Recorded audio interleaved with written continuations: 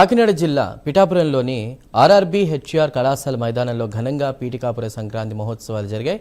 రాష్ట్ర సాంస్కృతిక శాఖ ఆధ్వర్యంలో నిర్వహించిన వివిధ రకాల తెలుగు సాంప్రదాయ కళారూపాలు విశేషంగా ఆకట్టుకున్నాయి. సంక్రాంతి సంబరాలకు ముఖ్య అతిథిగా ఎమ్మెల్సీ కొణిదెల నాగబాబు హాజరయ్యారు. అనంతరం కళాకారులకు మెమెంటోలు అందజేసి అభినందించారు. ఈ సందర్భంగా పిఠాపురం నియోజకవర్గంలో డిప్యూటీ సీఎం పవన్ కళ్యాణ్ సుమారు 500 కోట్లతో అభివృద్ధి కార్యక్రమాలు చేపట్టడం గొప్ప విశేషమని ఆయన అన్నారు.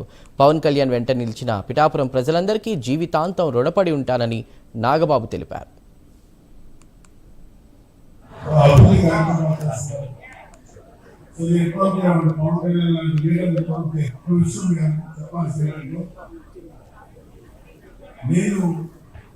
జనసేన కార్యకర్త నా జాతర పనిచేశాను.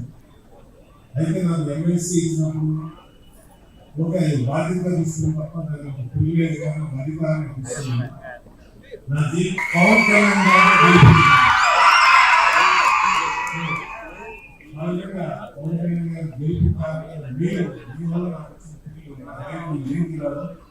చాలు, ఈ లైఫ్ ఆ థ్రిల్ చాలు, ఆనందం చాలు. సో మీ అందరూ ఇప్పుడు మీరు కూడా